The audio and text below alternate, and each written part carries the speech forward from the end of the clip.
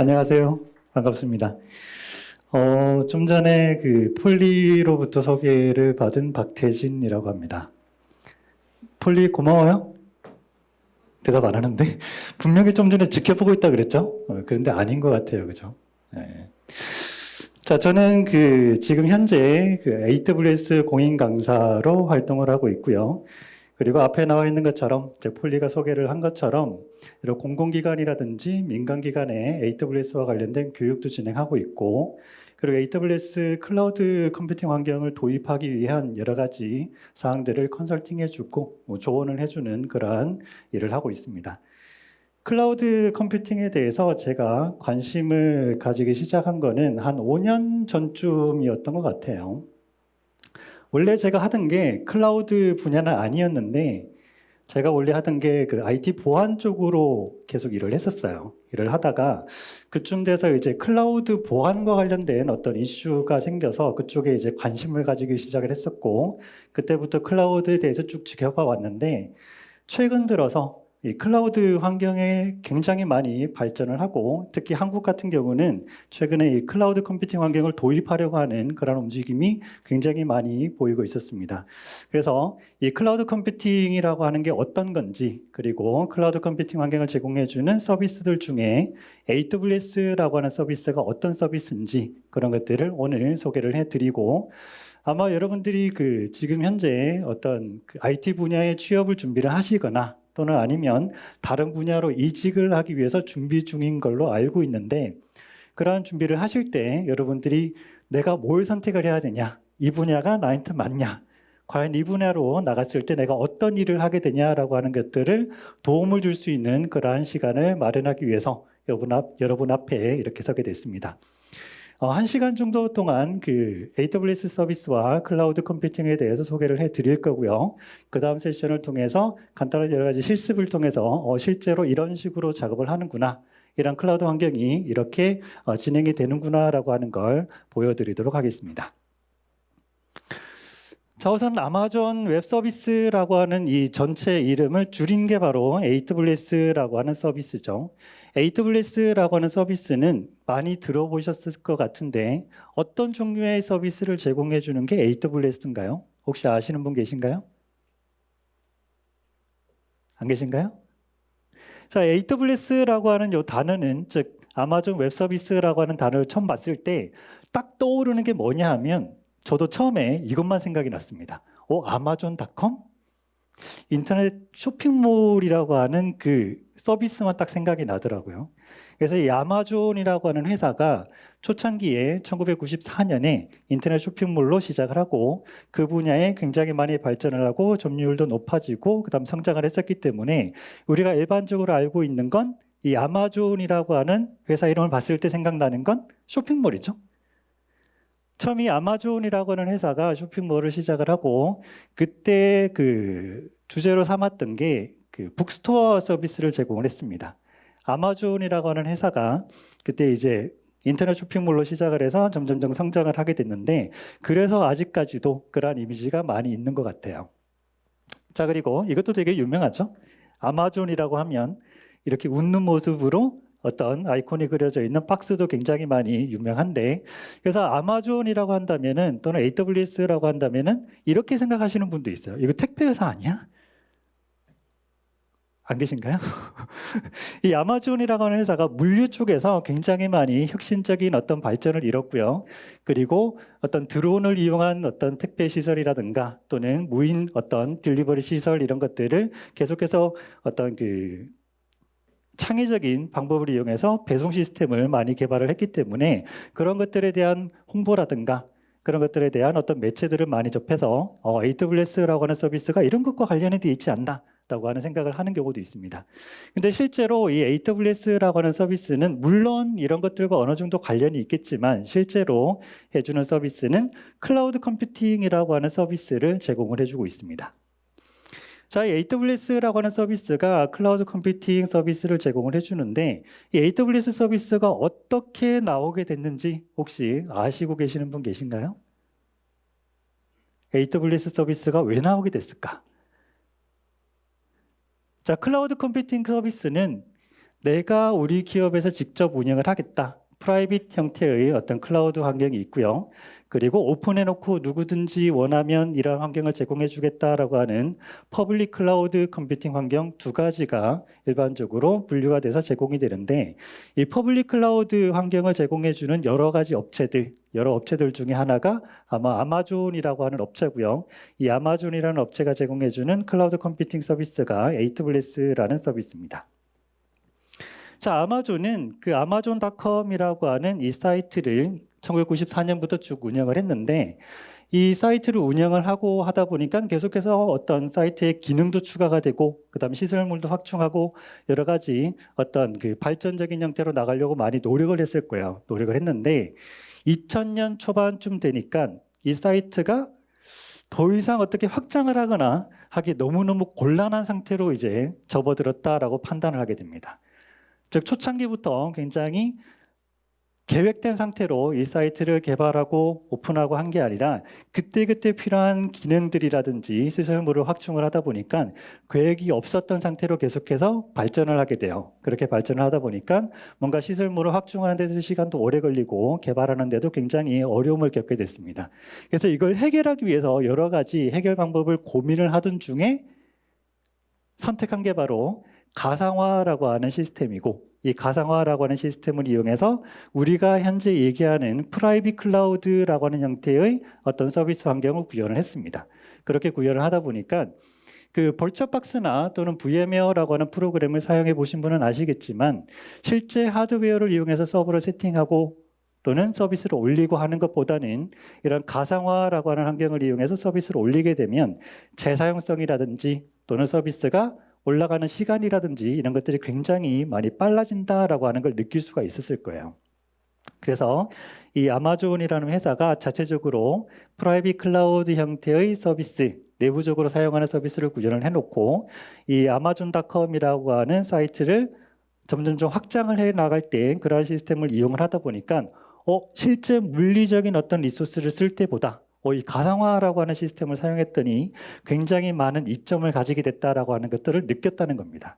그래서 이러한 시스템을 이용해서 어떤 여러 가지 문제점들을 해결을 했는데, 그러면 우리랑 비슷한 서비스를 제공해주는 다른 업체들은 어떤가라고 주변을 한번 둘러봤대요. 둘러봤더니 대부분의 인터넷을 기반으로 해서, 즉 웹을 기반으로 해서 서비스를 하는 이런 업체들이 아마존닷컴이랑 비슷한 어떤 어려움들을 겪고 있고 그걸 해결을 하지 못하고 있는 거야. 그래서 아마존닷컴이라고 하는 요 사이트를 운영하던 아마존에서 그러면 이렇게 해결한 방법을 그냥 우리만 쓰지 말고 이걸 오픈해 놓고 다른 회사도 우리가 만든 시스템을 이용할 수 있도록 해주자라고 시작한 게 바로 AWS라고 하는 서비스입니다.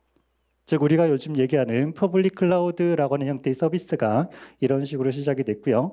초반에는 몇 가지 서비스가 없었어요. 몇 가지 종류가 없었는데 현재는 굉장히 많은 100여 가지 이상의 서비스들로 AWS라고 하는 서비스가 구현이 되고 있습니다. 자, 그런 그 스토리를 가지는 아마존 웹 서비스라고 하는 이 서비스에 대해서, 그리고 클라우드 컴퓨팅에 대해서 오늘 최대한 여러분들이 이해를 하실 수 있도록 좀 쉽게 설명을 해드리도록 하겠습니다. 자, 클라우드 컴퓨팅 인데 이 클라우드 컴퓨팅이라고 하는 서비스 환경이 어떤 환경인지 많이는 들어보셨을 거예요. 많이는 들어보셨을 건데 이 클라우드 컴퓨팅이 뭔가라고 누군가가 물어본다면 명확하게 이거야 라고 대답하기가 조금 애매한 그런 부분이 있는 그런 용어가 바로 클라우드 컴퓨팅이라고 하는 서비스입니다.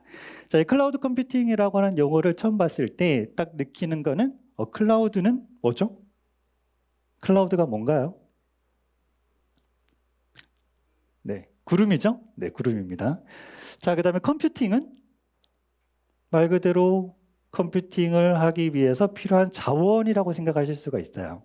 자, 그래서 클라우드 컴퓨팅은 우선 컴퓨팅이라는 단어가 들어있으니까 컴퓨팅 환경에 필요한 어떤 리소스를 제공해주는 서비스겠구나 라고 생각을 하시면 되고, 앞에 있는 클라우드는 좀 전에 누군가가 대답을 해주셨듯이 구름이라고 하는 의미를 가지고 있는데, 이 클라우드 컴퓨팅에서 클라우드라는 단어, 즉 구름이라는 의미를 가지고 있는 단어가 왜 붙었을까?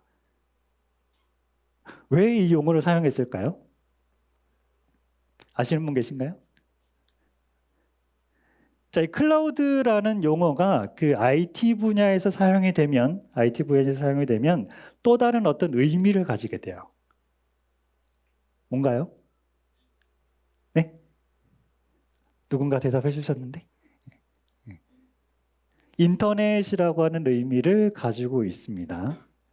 즉 클라우드는 IT 분야에서 사용이 되면 인터넷이나 또는 어떤 복잡한 네트워크 환경을 의미를 하게 돼요. 자, 이 클라우드라는 용어가 왜 그러한 의미를 가지게 됐나 한번 보겠습니다. 자, 이게 뭘로 보이나요?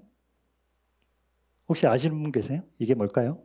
언뜻 보면 뭔가 신경망 같기도 하고요, 그죠? 굉장히 복잡해 보이는 어떤 연결이 있는 그림인데, 이게 뭐냐 하면 2005년이죠. 굉장히 오래전 10년도 전에 인터넷이 어떻게 연결이 돼 있나라고 하는 걸 부분적으로 그림을 그려봤더니 이런 그림이 나오더라라는 겁니다. 굉장히 복잡한 형태를 가지고 있죠. 지금은 훨씬 더 복잡한 연결을 가지고 있을 건데 이러한 복잡한 네트워크를 표현을 하고 싶어요. 표현을 하고 싶은데 상세하게 표현해 줄 필요는 없다라는 겁니다. 즉 네트워크 엔지니어들이 네트워크가 어떻게 구성이 되어 있나라고 하는 걸 표현하기 위해서 그림으로 그리는 작업을 합니다. 그리는 작업을 하는데 굳이 나는 여기는 상세하게 설명할 필요가 없는데 나는 이 부분만 상세하게 설명하면 되는데 라고 하는 그런 환경에서 나머지 부분들을 이렇게 뭉뚱그려서 그리기 시작을 한 거예요. 여기는 굉장히 복잡한 네트워크가 있어요. 또는 여기는 인터넷이에요 라고 이렇게 뭉뚱그려서 그렸습니다. 그리고 딱 그리고 보니까 구름이랑 비슷하게 생겼네. 그래서 그 다음부터 이렇게 그려놓고 여기는 클라우드, 그리고 클라우드라는 용어를 우리가 사용했을 때는 어떤 굉장히 복잡한 네트워크 또는 인터넷이라는 의미를 가진다라고 서로 약속을 한 겁니다. 자, 그래서 이런 형태의 그림을 그리는 거죠. 인터넷 환경 어떻게 됐는지 모르겠지만 여기는 인터넷이야. 그리고 나머지 네트워크도 어떻게 되어 있는지 상세하게 내가 표현하진 않겠지만 뭔가 네트워크가 있고 이런 식으로 연결이 됐다라고 하는 걸 네트워크 엔지니어들이 이런 식으로 그림을 그려서 표현하기 시작을 했습니다. 그래서 그 클라우드는 네트워크 환경 또는 인터넷이라고 생각을 하시면 될 것 같습니다. 자, 그래서 클라우드 컴퓨팅이라고 한다면 뭐냐 하면 인터넷이나 네트워크 환경을 이용해서 컴퓨팅 자원을 원할 때 제공을 해주는 서비스라고 생각을 하시면 되겠습니다. 물론 클라우드 환경이라고 한다면 일반적으로 많이 사용하는 어떤 스토리지 공간만 생각할 수도 있는데 그런 스토리지 공간뿐만 아니라 어떤 가상의 서버라든지 또는 네트워크 환경이라든지 이런 것들도 전부 다 가상화라고 하는 기술을 통해서 제공해주는 서비스가 바로 클라우드 컴퓨팅이라는 서비스입니다. 자, 그렇다면 가상화라고 하는 건 뭘까? 즉 클라우드 컴퓨팅이라고 하는 서비스를 제공해 주려면 우선 이 서비스를 제공해 주는 업체에서 굉장히 큰 규모로 굉장히 높은 성능을 가지는 서버들을 미리미리 구비를 해두고 이러한 리소스 자원들을 가상화라고 하는 기술을 통해서 쪼개서 제공을 해주는 거예요.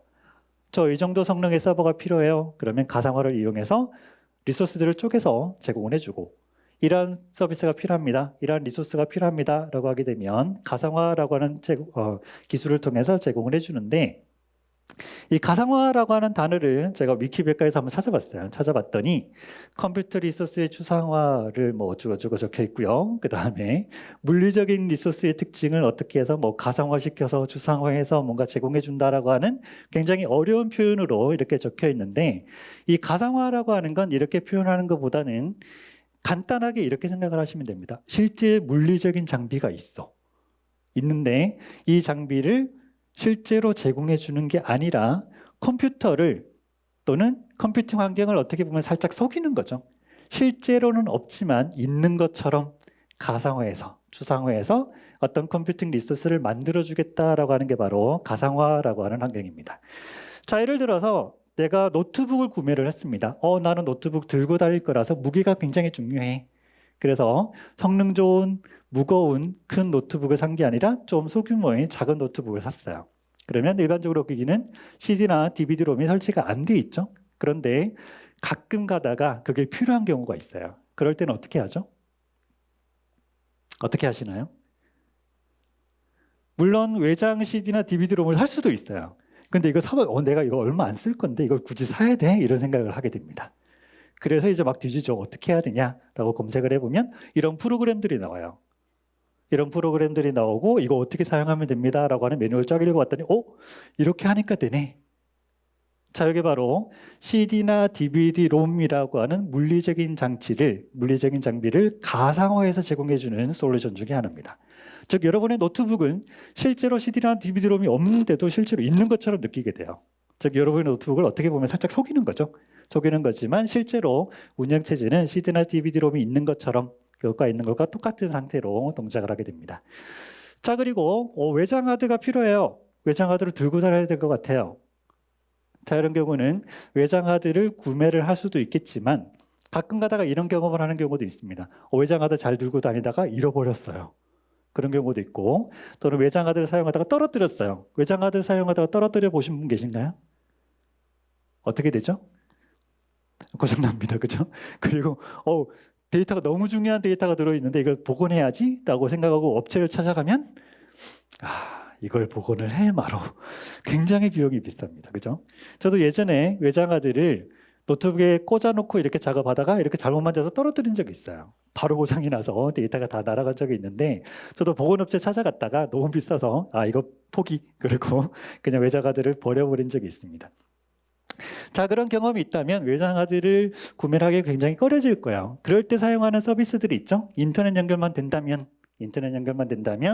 뭐 아마존 드라이브나 아이클라우드나 구글 드라이브, 기타 등등 여러 가지 이런 서비스를 이용하면 인터넷 연결만 되어 있다면 언제 어디서든 내 개인 외장 하드를 사용하는 것과 똑같은 환경을 제공을 해줍니다. 즉 스토리지를 가상화해서 제공해 주는 거죠. 내 컴퓨터는 실제 스토리지가 연결되어 있는 것처럼 믿고 동작을 하게 될 겁니다. 자, 이렇게 어떤 특정 하드웨어, 즉 CD나 DVD, 롬이라고 하는 하드웨어나 또는 외장 하드나 이런 것뿐만 아니라 전체 컴퓨터도 가상화해서 제공을 해줄 수가 있어요. 대표적인 게 VDI라고 하는 서비스 환경인데 이 서비스는 그림에서 보면 아시겠지만 모니터가 있고요. 키보드가 있고 마우스가 있습니다. 이게 뭘까요? 왼쪽 밑에 있는 거? 자, 저 왼쪽 밑에 있는 쬐그만한 거 저거는 본체가 아닙니다. 물론 요즘 본체가 굉장히 작게 나오긴 하는데 저건 본체가 아니라 네트워크 연결만 제공해주는 디바이스예요. 즉 본체가 없는 거죠. 내 본체가 없어요. 없는데도 저 인터넷 연결만 되는, 즉 네트워크 연결만 되는 그런 환경만 제공이 되면 언제 어디서든 내 개인 PC를 사용하는 것과 동일한 환경을 제공을 해줍니다. 그게 바로 VDI라는 서비스예요.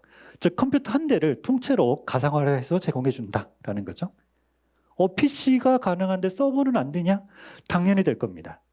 즉 AWS나 또는 구글이나 기타 등등 여러 가지 클라우드 컴퓨팅 환경을 제공해 주는 이런 업체들이 그냥 단순히 PC 환경 또는 하드 드라이브와 같은 스토리지 환경 또는 가상의 어떤 네트워크 환경만 제공해 주는 게 아니라 내가 필요로 하는 만큼의 성능을 가지는 굉장히 높은 성능을 가지는 그런 서버들도 전부 다 가상화해서 제공을 해주고 있습니다. 그래서 가상화라고 하는 건 이런 거구나. 실제로 하드웨어는 존재하지 않지만 네트워크 연결만 되어 있다면 또는 이런 가상화와 관련되어 있는 프로그램만 설치가 되어 있다면 내가 필요로 하는 하드웨어를 언제든 내 마음대로 편하게 쓸 수 있게 해주는 그런 환경이구나 라고 생각을 하시면 되겠습니다. 자, 그래서 이런 하드웨어 가상화와 관련된 기술을 통해서 AWS와 같은 이런 업체들은 실제로 굉장히 엄청나게 큰 규모로 서버들을 보유를 하고 있어요.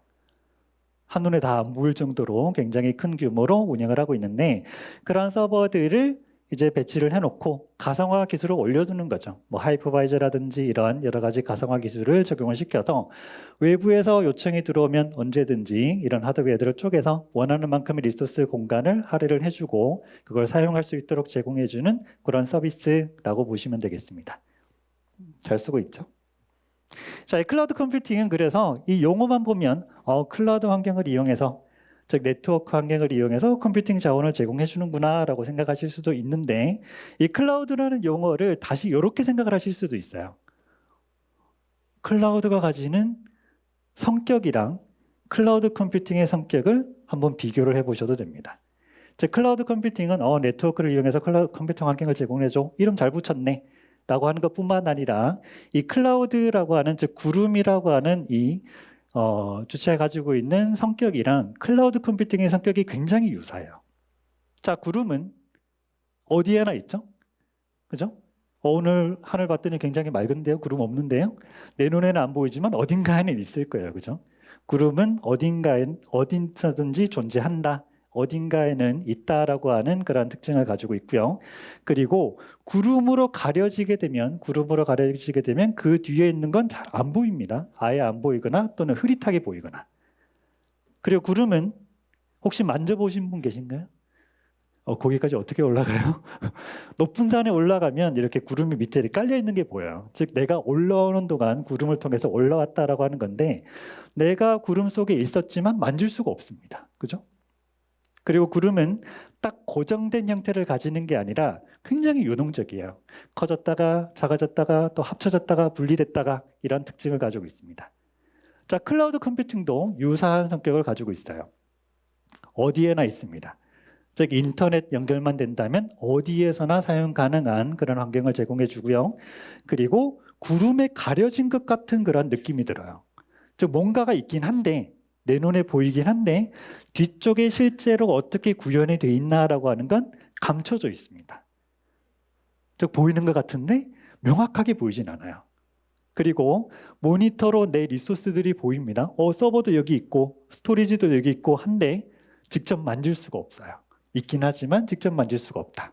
그리고 클라우드 컴퓨팅의 장점 중에 하나가 굉장히 큰 유동성을 가진다라고 하는 거죠. 즉 유동적인 리소스를 제공을 해줍니다. 언제든 필요하면 요청해서 사용할 수가 있고 만들어진 서버도 성능이 올라갔다가 내려갔다가 내가 원하는 대로 얼마든지 바꿔서 사용할 수가 있어요. 즉 구름처럼 그런 고정된 형태가 아니라 굉장히 다양한 유동적인 형태를 가진다라고 하는 그런 특징을 가지고 있습니다. 자, 그래서 클라우드 컴퓨팅은 그래서 네트워크를 통해서 컴퓨팅 환경을 제공해 주는구나 라고까지만 생각하는 것보다는 이런 환경을 제공을 해주기 때문에 굉장히 유동적인 어떤 리소스를 쓸 수 있겠구나. 그리고 이런 유동적인 리소스를 쓸 때 비용이 고정적으로 계속 들어가는 건 아니죠.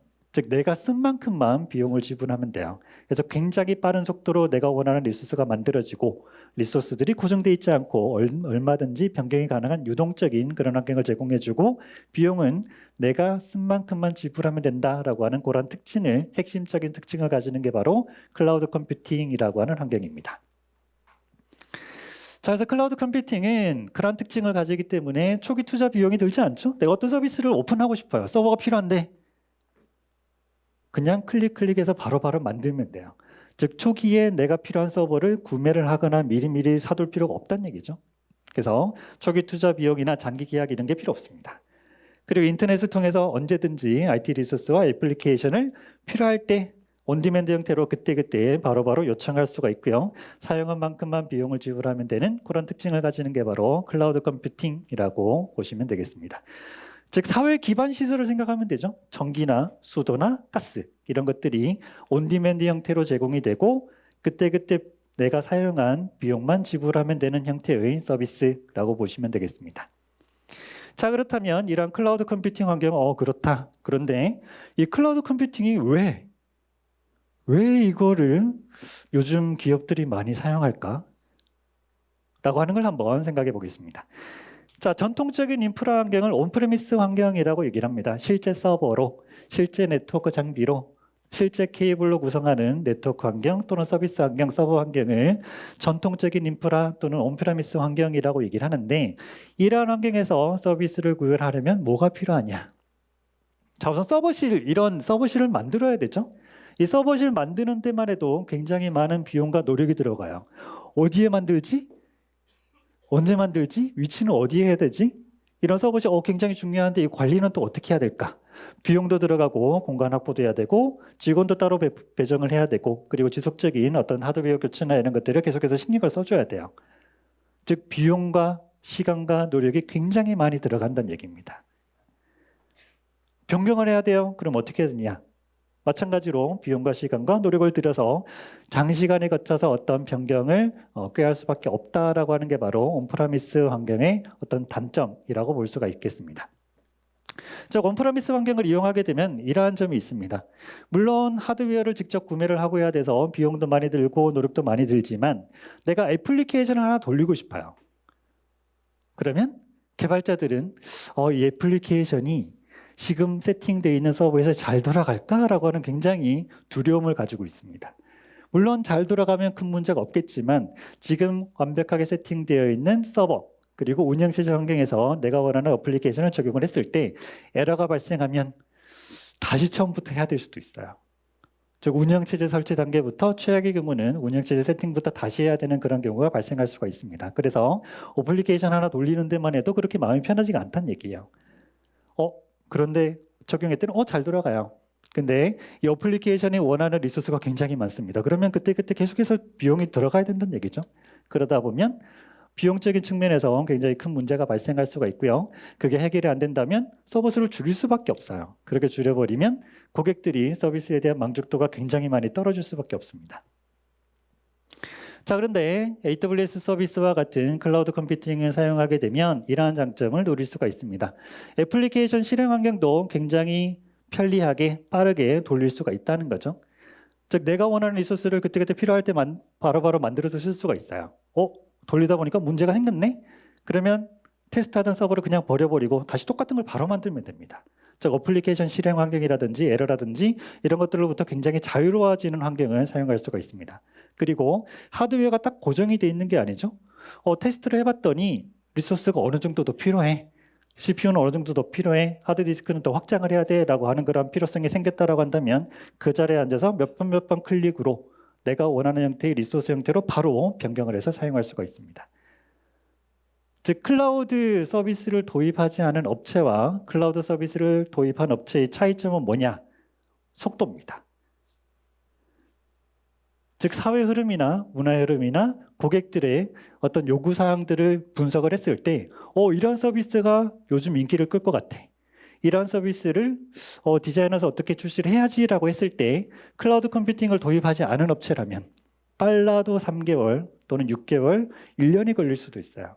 하지만 클라우드 컴퓨팅이라고 하는 환경을 도입한 업체 같은 경우는 필요로 하는 컴퓨팅 환경이 길어봐야 하루 이틀이면 다 만들어집니다. 그리고 거기에 대고 내가 필요로 하는 어떤 서비스를 제공해주기 위한 테스트를 하고 그리고 바로바로 서비스를 오픈하면 된다는 얘기죠.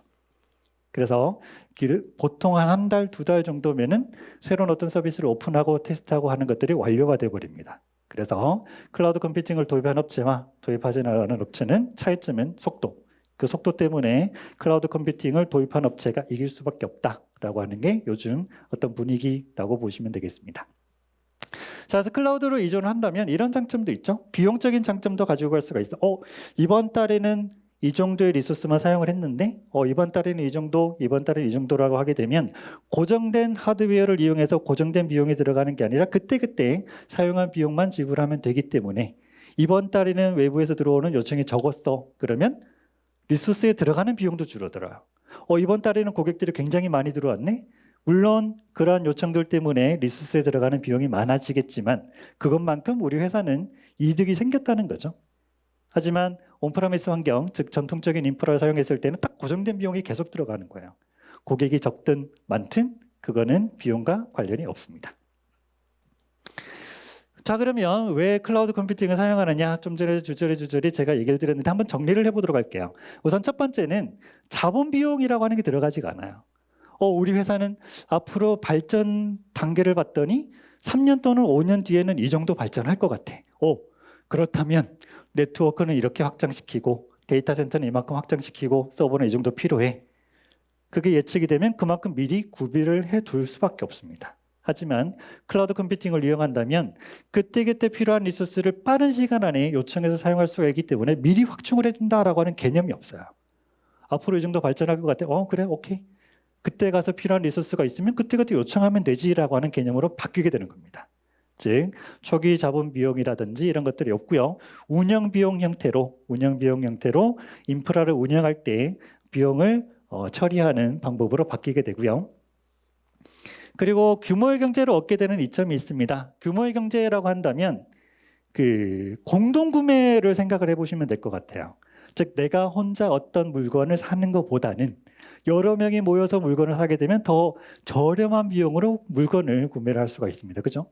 그래서 이 공동 구매의 효과처럼 AWS는 전 세계에 굉장히 큰 규모의 데이터 센터를 운영을 하고 있기 때문에 거기에 들어가는 하드웨어 교체라든지 이런 것들 때문에 하드웨어에 대한 구매력이 굉장히 큽니다. 그리고 현재 운영되고 있는 인프라를 그대로 두느냐, 그게 아니라 계속해서 확장을 시키고 있어요. 확장을 시키고 있기 때문에 AWS는 이런 하드웨어를 판매하는 벤더사 입장에서 세계에서 가장 큰 고객이에요. 굉장히 큰 규모로 지속적으로 하드웨어를 구매를 하고 있다는 얘기죠. 그래서 다른 업체들이 구매할 때보다 가격을 디스카운트를 해줍니다. 그리고 그것뿐만 아니라 가끔 그런 경우도 있죠. 이 책이 절판이 됐어요. 이 책 꼭 필요한데? 어떻게 구하죠? 물론 뭐 중고 시장이나 이런 데 뒤져봐도 되지만 이 정도 책 구매할게요라고 요청을 따로 그 출판사에 할 수가 있어요. 이 정도 살 거니까 다시 만들어 주세요. 이런 식으로. AWS는 실제로 벤더사들이 만들어서 생산해서 판매하지 않는 그러한 제품들까지도 요청을 합니다. 자, 클라우드 컴퓨팅은 하드웨어 중에 가장 중요하게 생각하는 하드웨어가 바로 네트워크 장비예요. 왜냐하면 모든 시스템들이 전부 다 가상화되어 있기 때문에 실제로 가까이 있는 어떤 서버들인 것처럼 보이지만 실제로는 멀리 떨어져 있어요. 멀리 떨어져 있기 때문에 이렇게 멀리 떨어져 있는 자원들끼리 가까이 있는 것처럼 통신이 되도록 만들어줘야 될 필요가 있습니다. 그래서 네트워크 환경이 굉장히 중요한데, 그래서 AWS 같은 경우는 시중에 판매하는 네트워크 장비 만족 못하겠는데? 이거보다 성능이 이만큼 더 높은 이 정도의 성능을 만들어내는 장비를 만들어주세요라고 네트워크 장비를 생산하는 벤더사에 요청을 합니다. 그리고 그런 요청을 받으면 만들어줘요. 왜? 이만큼 살 거니까. 그래서 AWS 같은 경우는 다른 업체들이 구매할 수 있는 이상의 굉장히 높은 성능을 가지는 하드웨어들로 데이터 센터나 이런 서버들을 세팅을 해놓고 운영을 하고 있습니다. 그러면 규모의 경제를 얻게 되는 이점은 AWS 이점 아니에요? AWS가 이득을 많이 가져가는 거 아닌가? 그걸로 끝 아니에요? 그게 아니라는 거죠. 즉 AWS는 이런 식으로 절약한 비용이나 이런 식으로 올라간 어떤 그 퍼포먼스를 고객에게 돌려드리려고 굉장히 많이 노력을 하고 있어요. AWS 서비스가 2006년에 시작을 했습니다. 2006년에 시작하고 나서 지금까지 한 60여 차례 정도 요금을 계속 낮춰주고 있어요. 즉 동일한 서비스를 내가 계속 사용하고 있었다. 그러면 그냥 가만히 있어도 요금이 계속 낮아졌다는 얘기죠. 그것뿐만 아니라 서버 사양이나 성능이나 이런 것들이 계속해서 업그레이드가 돼요. 그리고 업그레이드가 되는 것뿐만 아니라 업그레이드가 됐음에도 불구하고 비용이 낮아집니다. 즉 이용하는 고객인 나 입장에서는 내가 원하는 만큼의 어떤 성능을 가지는 리소스를 사용할 수 있게 해준다. 그리고 비용도 계속해서 낮춰준다라고 하는 그런 이점을 가지고 갈 수가 있습니다. 자, 혹시 이거 보신 분 계신가요?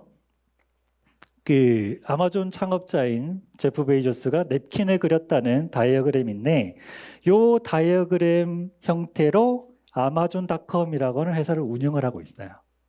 한번 볼까요? 아마존닷컴이라고 하는 우리 회사가 인터넷 쇼핑몰이 성장을 했어. 성장하면 어떻게 할 거냐? 돈 많이 벌었네. 우리 잔치하자. 성과급 지급하고 끝. 그게 아니라 성장한 만큼 물건을 판매하는 셀러들의 비용을 낮춰주는 거예요. 즉 수수료나 이런 것들을 낮춰주겠다는 얘기죠. 자, 판매자의 수수료가 낮아지면 어떻게 되냐? 그 판매자가 판매하는 제품의 가격이 낮아져요. 자, 제품의 가격이 낮아지면 어떻게 되느냐? 그 제품을 구매하는 구매 고객들의 만족도가 올라가는 거죠. 이 사이트는 물건이 더 싼데? 라고 하는 만족도가 높아지게 됩니다. 자, 고객들의 만족도가 높아지면 어떻게 되느냐? 고객의 유입이 많아진다는 거죠. 고객의 유입이 많아지면 셀러들이 많아져요. 그래서 셀러들이 많아지면 또다시 만족도가 높아집니다. 왜? 선택할 수 있는 상품의 폭이 넓어지는 거죠. 그러면 또 고객이 많아지니까 우리는 돈을 많이 벌어. 그러면 다시 낮춰주고 이걸 계속해서 선순환시키고 있는 게 바로 아마존닷컴이라고 하는 회사입니다. 이게 그대로 AWS에 그대로 적용이 돼 있어요. AWS 서비스 하면서 돈 많이 벌었네? 그러면 AWS에서 서비스를 운영하는 업체들 부담을 줄여주자. 그래서 계속 비용을 낮춰주는 겁니다. 그러면 거기에서 어떤 운영 비용이나 이런 것들을 절감을 할 수가 있겠죠. 그러면 AWS 서비스를 이용하는 고객들의 그러한 성장도 좋아지고, 그러면 이 서비스를 이용하니까 좋다더라. 그러면 AWS의 고객이 또 많아지는 거죠. 그럼 AWS는 돈을 벌고 또 비용을 낮춰주고 이런 식으로 계속 운영하고 있습니다. 자, 그 다음에 용량을 추정할 필요가 전혀 없습니다. 왜? 내가 원하는 서버가 내가 원하는 형태로 만들어졌다 하더라도 언제든지 이거를 변경을 할 수가 있어요. 스케일 업, 다운이라고 얘기를 하죠. CPU가 개수가 모자란데? 그럼 언제든지 추가할 수가 있고요. 메모리가 부족한데 언제든지 늘릴 수가 있습니다. 스토리지가 부족한데? 그럼 언제든지 늘릴 수가 있어요. 즉 지금 현재 내가 세팅해놓은 서버 상태 그대로 하드웨어만 성능이 높아졌다가 낮아졌다가 하는 상황을 쓸 수가 있다는 얘기입니다. 그래서 실제로 온프라미스 환경을 이용할 때는 용량 추정을 굉장히 될 수 있는 대로 정확하게 해야 됩니다. 왜? 막상 서비스를 오픈을 했는데 용량이 부족한데? 그럼 굉장히 곤란한 상황이 벌어질 수밖에 없습니다. 용량이 남아도는데? 그렇다고 해서 더 싼 서버 구입해서 이걸 교체를 하는 경우는 없어요. 즉 비용적인 측면에서 문제가 생기기 때문에 서비스를 오픈하기 전에 최대한 용량을 정확하게 추정을 해야 되지만 AWS 같은 경우는 내가 원하는 만큼 그때그때 바로바로 바꿔서 쓸 필요가 있기 때문에 용량 추정을 하는데 시간을 투자할 필요가 전혀 없습니다. 자, 그리고 속도가 굉장히 빨라지죠. 내가 필요로 하는 서버가 있어요. 이 서버가 세팅이 될 때까지 실제로 물리적인 서버를 쓴다면 어느 정도 시간이 걸리느냐. 자, 서버가 필요하다면 가장 먼저 하는 게 입찰을 받겠죠. 얼마에 팔래라고 하는 거죠. 그 다음에 거기에 정해지면 구입을 하고 그 다음에 구입한 서버를 운영체제 설치하고 운영체제 설치가 되고 나면 그 다음에 보안 테스트도 해야 되죠. 문제가 없나? 라고 하는 테스트하고 테스트가 끝나면 이제 개발자한테 던져줍니다. 이거 쓰세요. 자, 이때까지 보통 한 2달 정도가 걸려요. 짧으면 2달, 길면 3달까지 걸릴 수가 있습니다. 하지만 AWS 서비스를 사용하게 되면 서버가 만들어지는데 시간이 얼마나 걸리죠? 얼마나 걸릴까요? 사용해 보신 분 안 계신가요? AWS에서 서버 만들 때 시간은 한 2, 3분이면 끝납니다. 물론 익숙하지 않은 상황이라면 처음 설정하는데 약간 시간이 걸릴 수가 있어요. 시간이 걸릴 수가 있겠지만 어느 정도 익숙해지고 나면 내가 원하는 상태의 서버를 세팅할 때까지 시간은 2, 3분 정도. 물론 데이터베이스가 필요해. 데이터베이스는 만들어지는데 시간이 조금 더 걸려요. 한 10분, 15분 정도면 내가 원하는 데이터베이스가 끝납니다. 온프라미스 환경이라면 그거는 어림도 없는 시간이에요. 즉 내가 원하는 리소스가 만들어지는데 굉장히 빠른 시간 안에 만들어진다라고 하는 장점이 있고요. 그리고 외부에서 들어오는 어떤 요청에 대한 대응을 할 때도 속도의 차이점이 생길 수밖에 없습니다. 자, 온프라미스 환경에서 서비스를 운영한다면 외부에서 요청이 많이 들어오는데 서버 증설해야지. 이것도 물론 몇 달이 걸릴 수가 있다는 거죠. 하지만 클라우드 컴퓨팅, 즉 AWS를 사용하게 되면 단 몇 분 만에 또는 단 몇 초 만에 이러한 변동폭을 가지는 어떤 워크로드에 대한 처리를 즉각적으로 바로바로 할 수가 있습니다. 자, 예를 들어서 트래픽을 분석을 해봤어요. 분석을 해봤더니 주 단위로 분석을 해봤더니 이 정도의 어떤 패턴을 가지는 트래픽이 보이더라 라고 한다면 하드웨어를 한 이 정도 대충 잡아주면 됩니다. 최고로 쳤을 때보다 살짝 높게 서버의 수라든지 용량이라든지 이런 것들을 세팅을 해서 서비스를 하면 돼요. 큰 문제가 없습니다. 즉 이 정도라면 온프라미스 환경을 쓰든 즉 하드웨어를 이용하든 클라우드를 이용하든 큰 차이가 없는데 이런 경우는 어떻게 할 거냐라는 거죠. 즉 평소에는 비슷비슷한 트래픽이 이렇게 쭉 발생하다가 갑자기 어느 날 이런 트래픽이 발생하는 패턴이 보이더라. 11월에 이런 패턴이 발생해요 라는 거죠. 어떤 이벤트인가요? 11월 이번 달에 있는 이벤트 중에 전 세계적인 이벤트가 있습니다. 뭔가요? 블랙 프라이데이라는 그런 계절적인 이벤트가 있죠. 그때 이렇게 트래픽이 실제로 확 뛰어요. 그리고 여기는 금요일이고요. 토요일이 월요일인데 월요일도 트래픽이 갑자기 많아집니다. 이건 뭔가요? 혹시 아시는 분 계세요? 그 사이버 먼데이라고 따로 있습니다. 사이버 먼데이.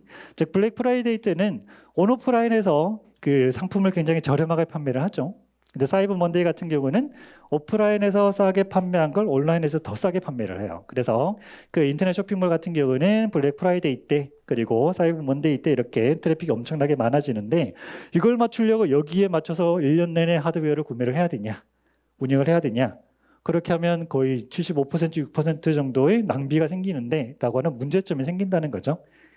하지만 클라우드를 사용하게 되면 즉 AWS라고 하는 서비스를 이용하게 되면 거기 있는 서비스 중에 오토스케일링이라고 하는 서비스를 적용을 한다면 필요한 만큼의 리소스만 만들어져요. 내가 따로 관심을 안 가지고 그냥 내버려둬도, 즉 관리자가 계속 볼 필요도 없어요. 즉 여러 가지 세팅을 해두게 되면 외부에서 어떤 요청이 얼마나 들어오냐에 따라서 자동으로 판단하고 서버를 늘리고 줄이고 하는 작업을 AWS 환경에서 자동으로 돌릴 수가 있다는 겁니다. 즉 관리적인 포인트도 굉장히 많이 줄어들고, 그리고 리소스의 낭비나 이런 것들도 굉장히 많이 줄일 수가 있다라는 장점을 가지게 됩니다. 자, 그 다음에 데이터 센터 운영, 유지, 관리에 투자할 비용이 전혀 필요 없죠. 당연하죠. AWS에서 운영하는 데이터 센터에 그냥 나는 이 정도 리소스 필요해, 그냥 요청해서 사용하는 거기 때문에 데이터 센터에 대한 어떤 신경을 쓸 필요가 전혀 없고요. 그것뿐만 아니라 전 세계의 데이터 센터를 운영하기 때문에 몇 분 만에 어떤 지역이든 내가 원하는 지역에 내 리소스를 배포할 수 있다라고 하는 그러한 장점을 가집니다. 자, AWS는 글로벌 인프라를 운영하고 있습니다. 전 세계에 현재 22개의 굉장히 큰 규모의 리전이라고 하는 단위의 데이터 센터를 가지고 있고요. 그리고 그 데이터 센터 안에 좀 더 소규모의 그런 데이터 센터에 해당되는 가용 영역이라고 하는 걸 69개를 운영을 하고 있어요. 그리고 그 위치를 보게 되면 인구 밀집 지역에 해당이 되죠. 유럽이나 북미 또는 아시아, 특히 뭐 서울 같은 경우는, 한국 같은 경우는 서울 리전 이렇게 해서 각각의 지역의 데이터 센터를 운영하고 있기 때문에 특정 나라에서만 서비스를 하는 게 아니라 우리는 다른 나라로 진출해야지 라고 했을 때 그 진출을 하게 되는 단계가 굉장히 많이 축약이 된다는 얘기입니다. 자, 예를 들어서 서울 지역에서 이런 서비스를 하고 있었어요. 뭐 DMZ 영역 만들어 놓고 서버폰 만들어 놓고 서비스를, 웹 서비스를 하고 있습니다. 자, 이렇게 하고 있는데 버지니아 쪽에 미국에서 갑자기 트래픽이 막 들어오기 시작해요. 즉 우리가 제공해주는 서비스가 북미 쪽에 이제 입소문을 타서 거기서 이제 외부에서 트래픽이 들어오기 시작한다는 거죠. 그리고 지켜봤더니 단순히 그냥 끝날 게 아니라 계속해서 증가를 하고 있어요. 자, 이런 현상이 벌어지면 서울 지역의 데이터 센터에 있는 서비스만으로는 부족합니다. 왜?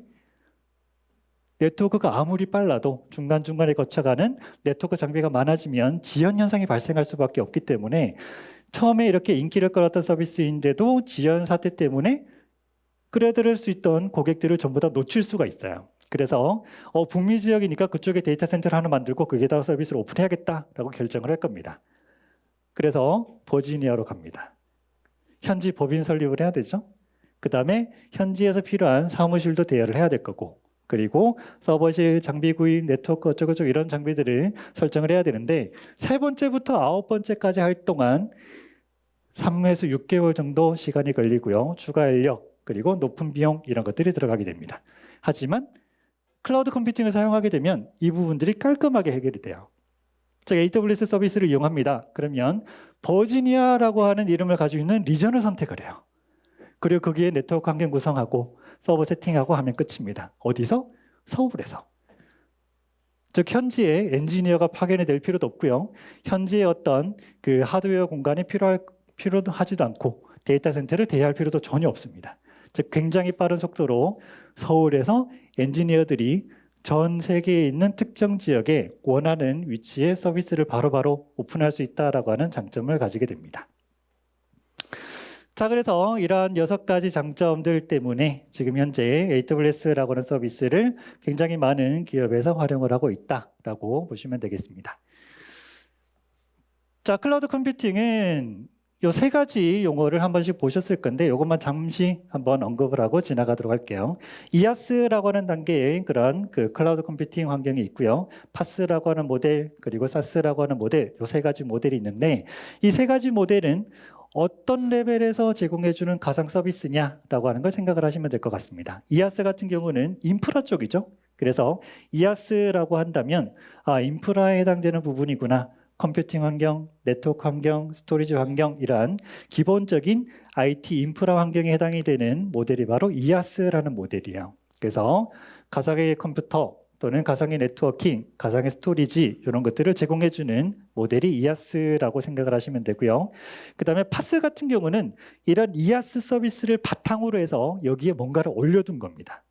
즉 개발자가 굉장히 편하게 개발할 수 있도록, 또는 개발 환경을 좀 더 손쉽게 관리할 수 있도록 여러 가지 환경을 만들어 뒀는데 그게 바로 PaaS라고 하는 서비스 모델 환경이고요. 이 PaaS를 사용하게 되면 인프라를 관리할 필요가 없도록 만들어주거나 또는 개발 환경을 굉장히 쉽게 만들어주거나 하는 그런 것들을 사용할 수가 있기 때문에 요즘은 이 파스라고 하는 이런 모델을 사용해서 굉장히 경쟁력을 가지는 그러한 기업 문화 환경을 운영하고 관리하고 하고 있습니다. 자, 그다음에 사스는 서비스로서의 소프트웨어라고 되어 있는데 이거는 최상위 단계라고 생각을 하시면 돼요. 이아스는 가장 밑단계, 파스는 이런 이아스를 바탕으로 해서 여러 가지 데이터베이스라든지 기타 등등 여러 가지 개발 환경이 만들어져 있는 모델이라고 보시면 되고, 이아스 같은 경우는 그 위에 최상에 있는 어떤 어플리케이션 단의 어떤 소프트웨어 형태의 그 클라우드 컴퓨팅 환경이라고 보시면 되겠습니다. 즉 이메일 서비스라든지 또는 메신저 서비스라든지 또는 공동 작업 공간이라든지 또는 좀 전에 잠깐 얘기를 들었던 뭐 VDI 공간이 서비스라든지 이런 것들을 제공해주는 모델이 바로 사스에 해당되는 모델입니다. 자, 그리고 클라우드 환경을 어떻게 구현을 하느냐에 따라서 또 세 가지로 나눌 수가 있어요. 올린 클라우드 형태로 운영을 하느냐, 아니면 하이브리드 형태로 운영하느냐, 또는 온프라미스, 요거는 이제 프라이빗 클라우드에 해당이 되죠. 요 세 가지 형태로 구현할 수가 있는데, 보통 AWS라든지 뭐 구글 클라우드라든지 이런 것들을 이용하는 형태는 왼쪽 두 가지라고 보시면 되고요. 우리 업체는 클라우드 환경을 쓸 건데 자체적으로 구현해 놓고 쓸 거야 라고 하는 경우도 있습니다. 그런 경우는 온프라미스 환경에서 구현해 놓은 어떤 클라우드 환경이라고 보시면 될 것 같아요. 자, 올린 클라우드는 우리 회사에서 제공해주는 모든 서비스에 해당되는 인프라가 다 클라우드에 있는 상태를 얘기를 하는 거죠. 넷플릭스라든지 이런 업체들이 실제로 이런 올린 클라우드 형태로 현재 운영을 하고 있고요. 하이브리드 형태 같은 경우는 일부 서비스는 클라우드에서 운영할 거야. 하지만 이거는 우리가 직접 운영을 해야 되는 부분이 있어라고 하는 그런 형태를 하이브리드라고 얘기를 합니다. 즉 클라우드, 퍼블릭 클라우드 환경과 온프라미스 환경이 서로 섞여 있는 상황이다라고 보시면 되겠죠. 보통 하이브리드 환경을 운영하는 경우가 어떤 뭐 병원 같은 경우는 이런 하이브리드 환경을 구현해 놓고 운영을 합니다. 왜냐하면 클라우드 컴퓨팅의 가장 단점인 치명적인 문제인 네트워크 장애를 염두를 해둘 수밖에 없기 때문에 그렇습니다. 자, 클라우드 컴퓨팅은 유연한 환경 제공을 해줘. 비용도 굉장히 저렴한데 디자인만 잘하면 굉장히 유용하게 사용할 수 있다라고 하는 장점을 가지는데, 문제점은 뭐냐면 네트워크상의 문제예요. 즉 클라우드 컴퓨팅을 제공해주는 업체의 네트워크는 문제가 없어요. 그런데 문제가 어디에 생기느냐? 우리 회사의 건물에 문제가 생길 수도 있고, 병원 건물에 문제가 생길 수 있고, 특정 나라에 어떤 네트워크상의 문제가 생길 수도 있어요. 그런 문제가 생겼을 때 이 서비스는 중단되면 절대로 안 돼라고 하는 그런 서비스가 있는 업체들 같은 경우는 그 서비스만은 우리가 직접 구현하겠다라고 하는 경우가 있습니다. 즉 병원 같은 경우는 환자를 실제로 진료를 해야 되는데 그 시스템을 클라우드에 올려둘 수가 없습니다. 왜냐하면 병원 건물이 인터넷이 끊겼어요. 그 시스템이 클라우드에 올라가 있다면 환자 진료가 안 되는 겁니다. 그래서 그런 경우는 이런 하이브리드 형태의 클라우드 환경을 운영한다라고 보시면 되겠습니다. 자, AWS는 그래서 어떤 서비스를 제공을 해주느냐, 클라우드 컴퓨팅을 제공해 주는데 인터넷을 이용한 어떤 운영 환경이라고도 볼 수가 있어요. 즉 인프라를 만들고 생성하고 하는 것뿐만 아니라 인터넷 웹브라우저 또는 인터넷 네트워크 환경을 이용해서 내가 소유하고 있는 이러한 리소스들을 운영한다라고 생각할 수가 있겠죠. 이따가 제가 시연을 보여드릴 건데 그 시연을 보시면 이런 식으로 인프라가 만들어지고 이렇게 운영을 하는구나 라고 하는 걸 보실 수가 있을 겁니다. 자, 현재 그 AWS에서 제공해주는 굵직굵직한 서비스 종류와 기능들을 토탈해 보면 여기는 4,300여 가지라고 되어 있는데 이거는 옛날 자료고요. 요즘은 한 5,000개, 6,000개 정도가 될 겁니다. 굉장히 많은 종류의 서비스와 기능들을 제공해주고 있고 계속해서 업데이트를 해요. 계속해서 업데이트를 하는데 그렇게 업데이트를 할 때는 고객들의 소리를 굉장히 많이 들으려고 노력을 하고 있습니다.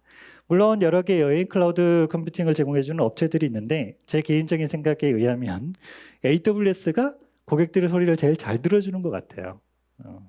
제가 AWS 관련이 있어서 그렇게 얘기하는 건 아니고 실제로 그렇다라는 얘기를 들은 적이 있습니다.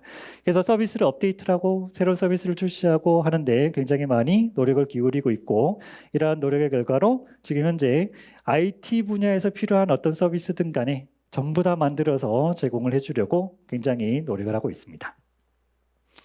자, AWS는 그래서 컴퓨팅과 관련되어 있는 네트워크, 그 다음에 스토리지와 관련되어 있는 기초적인 이런 서비스들이 여러 개가 제공이 되고 있고요.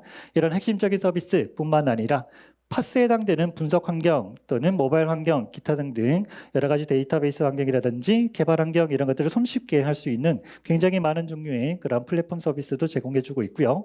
그리고 개발자 운영 서비스, 즉 운영 환경은 어떻게 쉽게 하게 해줄 거냐, 또는 개발 환경을 어떻게 도와줄 거냐, 또는 자동화 환경을 어떻게 제공을 해줄 거냐, 기타 등등 운영자와 개발자를 위한 여러 가지 이런 서비스들도 현재 개발해서 제공을 해주고 있습니다. 자, 그러면 어떤 고객들이 AWS를 이용하냐? 우선 엔터프라이즈 고객들이 굉장히 많이 있습니다. 뭐 삼성이나 LG나 뭐 대한항공 기타 등등 이런 고객들이 현재 AWS 서비스를 사용하고 있는데, 이 엔터프라이즈 고객이 AWS 서비스를 이용하는 이유는 뭘까? 자, 엔터프라이즈 고객은 굉장히 큰 규모로 서비스를 운영하는 그런 업체를 얘기를 하죠. 이런 업체들 같은 경우는 클라우드 컴퓨팅 환경을 고려를 했을 때 가장 중요하게 생각하는 게 성능입니다. 우리는 이 정도의 서비스를 제공해 주는데 이걸 뒷받침할 수 있는 리소스 제공해 줄 수 있어? 이건 거죠. 즉 엔터프라이즈 고객이 사용한다라고 한다면 그 정도의 굉장히 높은 성능을 가지는 리소스를 제공해 주는구나 라고 생각할 수가 있고요.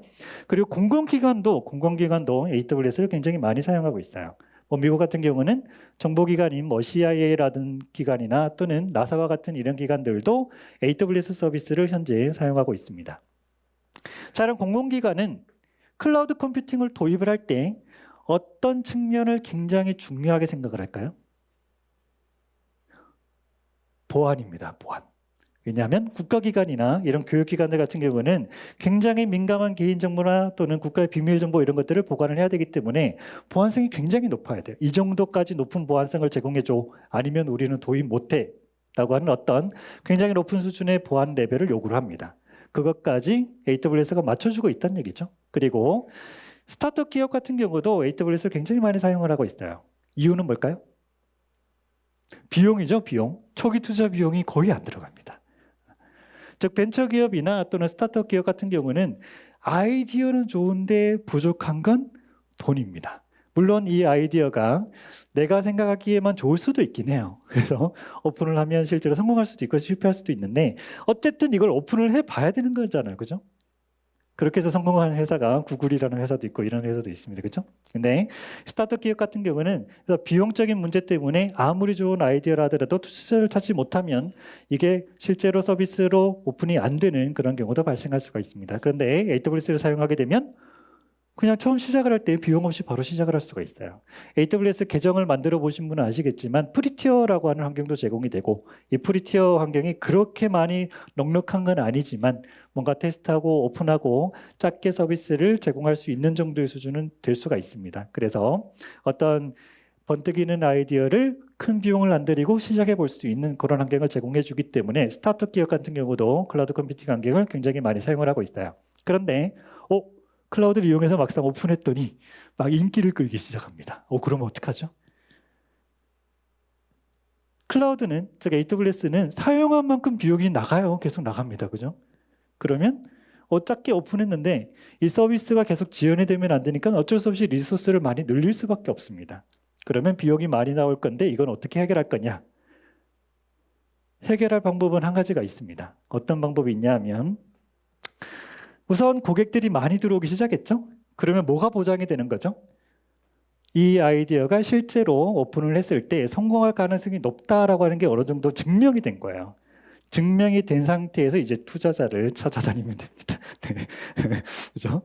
그래서 이게 증명이 안 된 상태에서 투자자를 찾아다니고 투자금을 모집하는 것보다는 이렇게 작게나마 시작해서 실제로 오픈했을 때 반응이나 이런 것들의 데이터를 가지고 투자자를 찾아다니는 것은 천지 차이라고 본다는 얘기죠. 그래서 스타트업 기업 같은 경우들도 AWS 서비스를 많이 이용을 하고 있습니다.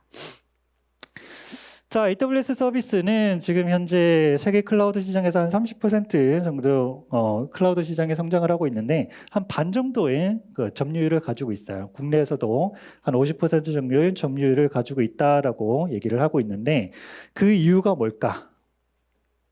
우선 강력한 컴퓨팅 환경을 제공을 해준다는 거죠. 즉 다른 업체들보다 굉장히 높은 커스터마이징된 그런 하드웨어를 이용해서 서비스를 해주고 있다라고 하는 게 AWS 서비스의 장점 중에 하나였고요. 그리고 플랫폼 서비스도 굉장히 많아요. 그래서 나는 빅데이터 분석 환경이 필요한데 그냥 EMR이라든지 이런 서비스를 이용하면 분석 환경이 그대로 세팅된 상태로 바로 시작을 할 수가 있습니다. 즉 서버 올리고 거기에 뭐 하두비나 이런 거 설치하고 할 필요가 없다는 얘기죠. 바로바로 쓸 수 있는 굉장히 많은 종류의 플랫폼 서비스를 제공해 주기 때문에 발전 속도나 또는 테스트 환경이나 이런 것들이 그냥 클라우드 컴퓨팅을 사용 안 했을 때와 천지 차이가 날 수밖에 없다라고 하는 얘기고요. 그다음 보안성도 굉장히 좋습니다. 자, AWS 서비스는 공공기관에서 요구하는 그런 높은 수준의 보안성까지 제공을 해준다라고 얘기를 드렸는데 그런 서비스들이 여러 가지가 제공이 되는 거죠. 인스펙터라고 하는 서비스를 사용하게 되면 서버들의 보안 상태를 알아서 점검을 해줘요. 즉 수백 대의 서버가 있습니다. 이런 서버들을 대상으로 이 서버들을 일일이 전부 다 어떻게 점검하지? 불가능하다는 얘기예요. 하지만 저런 서비스를 이용하면 알아서 쫙 스캔을 해줍니다. 그리고 보고서를 제출해줘요. 이 서버는 이게 문제예요. 이렇게 두면 안 됩니다. 이런 식으로 보고서도 제공해주고 그리고 가드듀티라고 하는 이런 서비스를 이용하게 되면 굉장히 지능적으로 접근하는 공격도 탐지를 할 수가 있어요. APT 공격이라고 들어보셨나요? 이 APT 공격이 굉장히 지능화되어 있는 그런 공격이죠. 탐지하기도 굉장히 어렵고 그 다음에 공격을 당했다 하더라도 나중에서야 그 사실을 알게 된다는 그런 무시무시한 공격이 APT 공격인데 그런 공격을 잡아주는 그 서비스가 바로 가드듀티라는 서비스예요. 그리고 웹방화벽이나 또는 디도스 공격을 방어하기 위한 쉴드 서비스, 기타 등등 여러 가지 환경들을 통해서 굉장히 높은 수준의 보안을 제공해주는 환경을 내가 세팅을 할 수가 있다는 얘기입니다. 그것뿐만 아니라 장애 조치를 하기 위한 환경을 세팅하는데도 굉장히 부담을 많이 줄여줄 수가 있어요. 즉 온프라미스 환경에서 이런 환경을 세팅을 하려면 실제 하드웨어를 다른 지역에 내가 구매해서 다시 세팅을 해야 되는데 클라우드 환경 같은 경우는 그럴 필요가 전혀 없습니다. 클라우드 포메이션이라든지 기타 등등 장어동화되어 있는 이런 환경을 사용하게 되면 그냥 메인 센터 하나 만들어 놓고 장애 생겼네? 그러면 몇 분 안에 또는 몇 시간 안에 또 다른 지역에 내가 원하는 인프라를 바로 만들어서 또 쓸 수가 있어요. 그래서 장애 복구, 장애 조치와 관련되어 있는 이러한 환경도 온프라미스 환경에 비해서 굉장히 부담을 줄인 상태에서 운영할 수 있다라고 하는 장점을 가지게 됩니다. 자, 그 다음에 고객 중심의 어떤 기업 마인드가 있다고 얘기를 드렸었죠. 저기 AWS는 고객의 소리를 굉장히 귀 기울여서 듣습니다. 그래서 고객들로부터 들어오는 요구사항이라든지 이런 것들을 통해서 굉장히 많은 노력을 하게 돼요. 이런 서비스 요청이 많아졌는데 연구를 해볼까? 지금 서비스가 이렇게 제공이 되고 있는데 이거 불편하다는데 이렇게 바꿔볼까라고 하는 노력도 굉장히 많이 하고 있는 그런 AWS라고 보시면 되겠습니다. 자, 그렇다면 이 클라우드 컴퓨팅의 미래는 어떨까라고 하는 걸 한번 생각을 해보겠습니다. 우선 지금 상태만 보더라도 이 클라우드 컴퓨팅을 도입을 안 하는 거는 경쟁에서 밀릴 수밖에 없다라고 어느 정도 느끼셨을 건데 그것뿐만 아니라 많이 들어보셨던 4차 산업혁명이라고 하는 것과 클라우드 컴퓨팅이 또 관련이 돼 있어요. 그래서 이 4차 산업혁명에 발맞춰 나가면서 기업의 환경을 업그레이드 시키려면 이 클라우드 환경을 도입할 수밖에 없다라고 하는 걸 한번 얘기를 드려보도록 하겠습니다. 자, 4차 산업혁명은 저분이 클라우드 슈밥이라는 분이신데 이분이 뭔가 이렇게 저기를 내렸는데 뭐라고 쭉 적혀 있는데 그 중에 핵심적인 단어가 요거예요. 융합이라는 거죠. 즉 4차 산업혁명은 지금 현재 나와 있는 여러 가지 기술들이 융합이 되는 겁니다. 이렇게 융합이 되면서 융합된 환경에서 뭔가 새로운 가치를 창출해내고 이런 창출된 가치를 통해서 굉장히 발전적인 산업 형태를 만들어 나가겠다라고 하는 게 바로 제 4차 산업혁명이라고 하는 환경이죠. 그래서 이 4차 산업혁명을 이용하게 되면 이제 뭔가 새로운 시도를 하고 새로운 어떤 제품을 생산하고 그리고 새로운 어떤 그 돌파구를 마련하고 하는 데 사용할 수가 있는데 문제는 뭐냐 하면 그 4차 산업혁명에서 사용해야 되는 리소스가 얼마나 필요로 하냐 그걸 어떻게 맞춰주냐 하는데 문제가 생기게 돼요. 자, 각각의 산업혁명, 1차 산업혁명, 2차 산업혁명, 3차 산업혁명 이렇게 쭉 앞에 있었던 산업혁명들을 보게 되면 그러한 산업혁명을 만들 때 사용할 리소스들이 있습니다. 1차 산업혁명 같은 경우는 석탄이 그 주 재료가 됐어요. 즉 석탄으로 증기기관을 돌려서 생산성을 굉장히 많이 향상을 시켰다는 거죠. 그리고 2차 산업혁명 같은 경우는 석탄에 의해서 발전이 된 전기를 이용해서 컨베이어 벨트나 이런 걸 통해서 또다시 생산성을 향상을 시켰습니다. 그 다음에 3차 산업혁명 같은 경우는 전기로 돌아가는 컴퓨터로 기계를 돌리는 거죠. 즉 로봇을 이용해서 또 생산성을 굉장히 많이 발전을 시켰어요. 즉 1차 산업혁명은 석탄, 2차 산업혁명은 전기, 3차 산업혁명은 컴퓨터, 4차 산업혁명은 그 재료가 바로 클라우드라고 하는 겁니다. 즉 클라우드 컴퓨팅이라고 하는 환경을 딱 들여다보게 되면 굉장히 높은 수준의 그러한 컴퓨팅 환경을 제공을 해줘요. 즉 우리 회사에서 직접 구매하기는 부담스럽지만 슈퍼컴퓨터에 버금가는 그런 컴퓨팅 환경을 내가 필요로 하는 시간에만 딱 빌려서 사용할 수가 있습니다. 스토리지도 마찬가지죠. 이 데이터를 저장하려면 굉장히 큰 규모의 스토리지가 필요한데 이 스토리지를 구매를 해야 되나? 굉장히 고민이 된다는 얘기입니다. 하지만 클라우드 컴퓨팅을 사용하게 되면 그만큼의 스토리지를 대여해서 쓰고 필요 없는 데이터 그냥 날려버리고 스토리지 그냥 버리면 돼요. 즉 필요한 만큼을 사용하고 비용 지불하고 사용 안 하면 그 다음에 비용을 전혀 드릴 필요가 없다는 얘기입니다. 즉 4차 산업혁명은 자율주행, 로봇, 인공지능, 기타 등등 사물 인터넷, 빅데이터 분석 이런 것들이 여러 개가 통합이 돼서 어떤 새로운 패러다임을 만드는 게 바로 4차 산업혁명인데 이런 4차 산업혁명에 해당되는 기술들을 사용하려면 필요한 게 높은 성능의 컴퓨팅 파워, 그 다음에 굉장히 큰 규모의 스토리지 이런 것들이 필요할 수밖에 없다는 얘기예요. 하나 예를 들어 보게 되면 자율주행차 같은 경우는 차에 센서가 수백 개가 달려 있어요. 300~400개 정도의 센서가 달려 있는데 그 센서로부터 들어오는 데이터들을 분석을 해야 돼요. 분당 몇 기가바이트, 초당 엄청나게 많은 데이터가 스토리지에 저장이 돼야 되고 그렇게 저장된 데이터를 통해서 실시간으로 분석을 해야 되고 분석 결과에 따라서 실시간으로 반응을 해야 됩니다. 굉장히 높은 성능을 가지는 컴퓨팅 파워가 필요하고 그렇게 흘러들어오는 데이터를 저장할 공간이 필요하다는 얘기죠.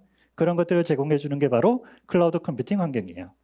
물론 기업에서 우리 회사는 돈 엄청나게 많은데 만들어 보지 뭐 슈퍼컴퓨터 사 스토리지 엄청나게 많이 구매해 그렇게 할 수도 있어요. 그런데 그렇게 할 수 있는 업체는 기업은 몇 안 된다는 얘기입니다. 즉 산업혁명이라고 하려면 이러한 기술들이 대중화가 돼야 돼요. 1차 산업혁명이든 2차 산업혁명이든 3차 산업혁명이든 이런 기술들이 대중화가 됐기 때문에 산업혁명 형태로 어떤 기술적인 발전이라든지 생산 효과 이런 것들을 누릴 수가 있었는데 4차 산업혁명은 그러면 어떻게 되느냐? 클라우드 컴퓨팅이 없다면 이걸 만들고 쓸 수 있는 기업이 몇 안 된다는 얘기예요.